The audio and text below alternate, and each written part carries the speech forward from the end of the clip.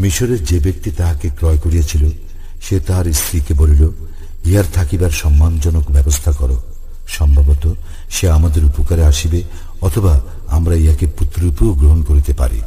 এবং এইভাবে আমি ইউসুফকে সেই দেশে প্রতিষ্ঠিত করিলাম, তাহাকে স্বপ্নের ব্যাখ্যা শিক্ষা দিবার জন্য। আল্লাহ তাহার কার্য সম্পাদনে অপ্রতিহত, কিন্তু অধিকাংশ মানুষ ইহা অবগত নয়। সে যখন পূর্ণ যৌবনে উপনীত হইল, তখন আমি তাহাকে হিকমত ও জ্ঞান দান করিলাম, এবং এইভাবেই আমি সৎকর্মপরায়ণদেরকে পুরস্কৃত করি। সে যে স্ত্রীলোকের গৃহে ছিল, সে তাহা হইতে অসৎকর্ম কামনা করিল এবং দরজাগুলি বন্ধ করিয়া দিল ও বলিল, আসো। সে বলিল, আমি আল্লাহর শরণ লইতেছি, তিনি আমার প্রভু, তিনি আমার থাকিবার সুন্দর ব্যবস্থা করিয়াছেন। নিশ্চয়ই সীমা লঙ্ঘনকারীরা সফল কাম হয় না। সেই রমণী তো তাহার প্রতি আসক্ত হইয়াছিল, এবং সেও উহার প্রতি আসক্ত হইয়া পড়িত, যদি না সে তাহার প্রতিপালকের নিদর্শন প্রত্যক্ষ করিত।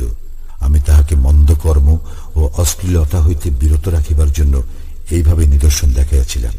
সে তো ছিল আমার বিশুদ্ধ চিত্ত বান্দাদের অন্তর্ভুক্ত। উহারা উভয়ে দৌড়াইয়া দরজার দিকে গেল, এবং স্ত্রী লোকটি পেছন হইতে তাহার জামা ছিঁড়িয়া ফেলিল। তাহারা স্ত্রী লোকটির স্বামীকে দরজার নিকট পাইল।